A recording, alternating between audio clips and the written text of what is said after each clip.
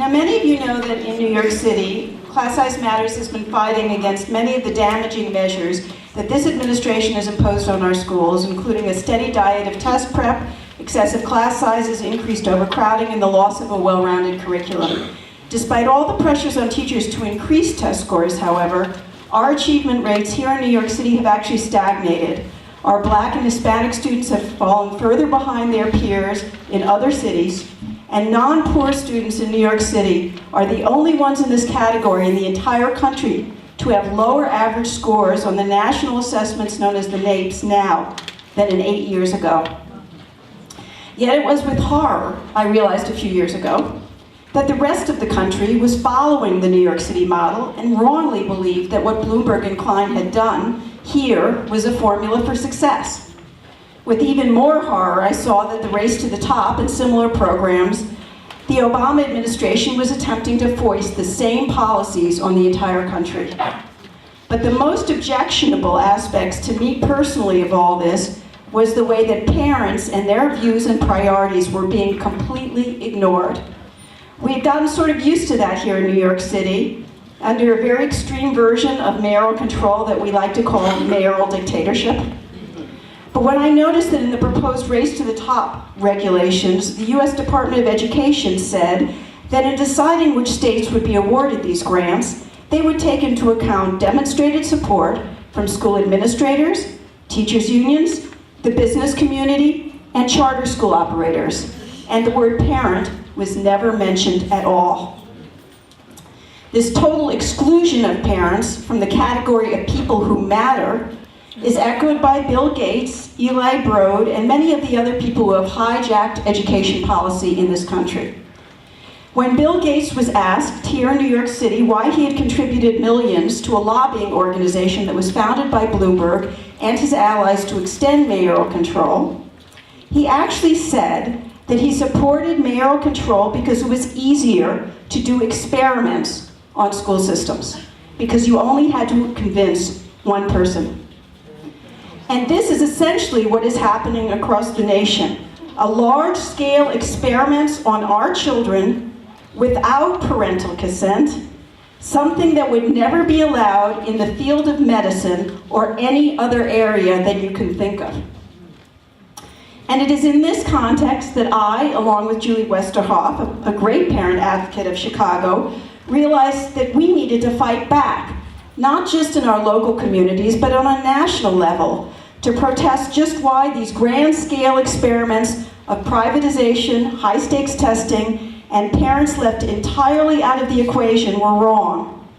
Wrong in terms of policy, but also wrong morally. And we decided that we also needed to articulate an alternative, progressive, positive, and proven vision of education reform. And I think we've done that, and I hope that you received the handouts that shows what parents of America are fighting for.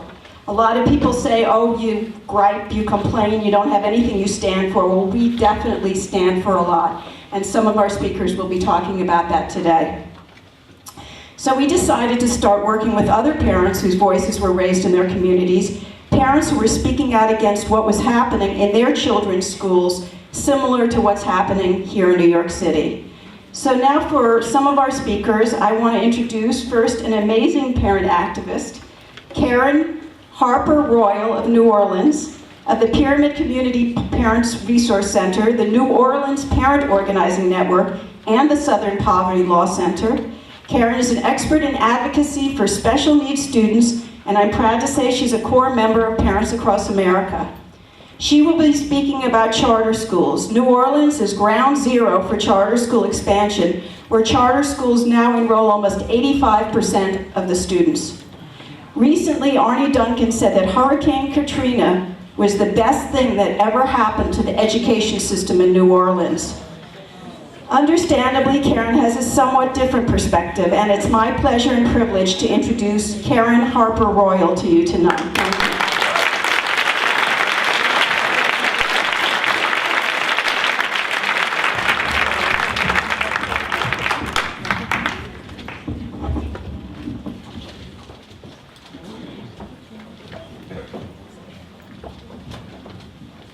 Good evening.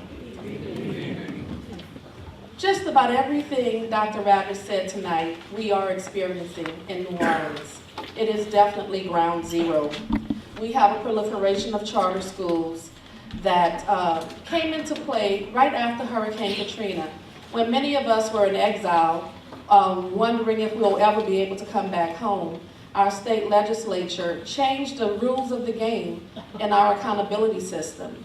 And they changed what the definition of a failing school was so that they could take over 107 of 122 schools. When our state took those schools from us, they thought that there would be charter operators knocking at the door to operate all of those schools. Well, that didn't happen.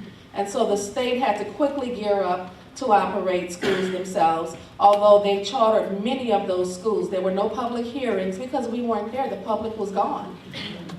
There were no public hearings. We had no choice in this. Charter schools are supposed to be about school choice, and there really is no choice in New Orleans. What we've seen, now that it's 5 years later since Hurricane Katrina, what we see is a loss of neighborhood schools.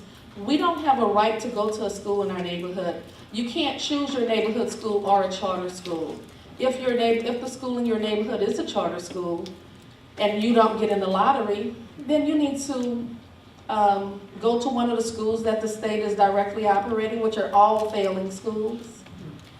You don't have any more of a right to go to that school in your neighborhood that has become a charter than anyone else who's in the lottery.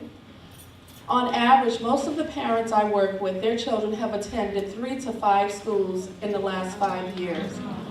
And again, I work with parents of children with disabilities. Paul Vallis, our superintendent, told us at a recent public meeting that if a parent of a child with a disability doesn't like how they're being treated, they can just choose another school because we have open enrollment in New Orleans. I think he forgot about that little thing called IDEA, a federal law, that says that they're supposed to serve all kinds of kids. What we're finding is that many of the children in New Orleans who have disabilities or unidentified problems with behavior are being pushed out of charter schools. It seems that charter schools' solution to student improvement is to change out the students. They have yet to prove that they can improve the academic performance of existing students. In fact, they push really, really hard to make sure that they have the largest pool of students to choose from, and they have fought us tooth and nail on any legislation to insist that there be some type of neighborhood preference. Schools choose, and parents and children lose. We really don't have a choice.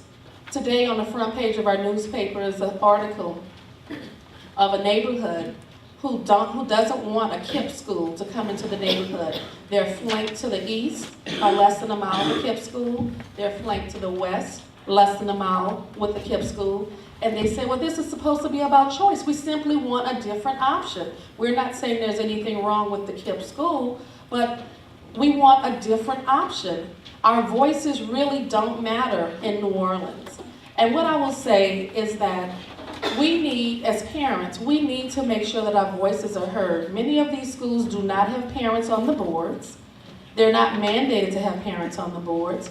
Worse yet, they don't want PTAs or PTOs at their school. They really don't want a parent voice because many of these entities are basically corporate operators who figure that they know the answer and they don't want parents, experienced educators, or anyone to get in the way. What we can do is demand greater accountability from these schools, demand that they follow the same laws as traditional schools, demand that they post their attrition rates. We want to know each month how many kids come in and how many go out. We don't want to find out at the end of the year you started with 250 kids and you ended with 250 kids. My own child attends a charter school. It was not my choice. It was the school he went to before the storm, and I wanted him to go back to some normalcy. But when we came back, his school had become a charter school.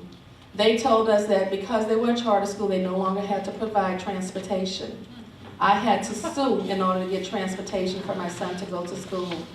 What's worse, his principal became the CEO, and her salary went from around $80,000 to $240,000. Plus, she had a $5,000 a year car allowance. But this is what we get when we have unfettered control of schools by entities who don't want there to be a real democratic process.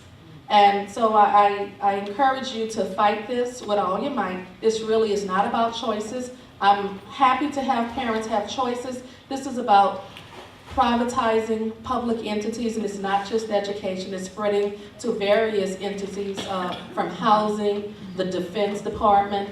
It's defunding public entities. This is not about our children. Thank you.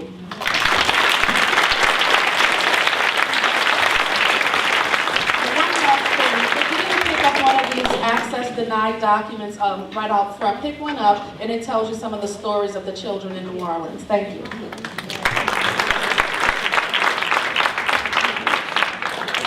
Next, I'd like to introduce you to Sue Peters, who writes the amazing blog Seattle Education 2010 along with Dora Taylor, who's also here today. Sue recently wrote a piece that I recommend everyone read, which is called Why I Do Not Believe in the Status Quo. First appeared in Huffington Post and is now posted on our Parents Across America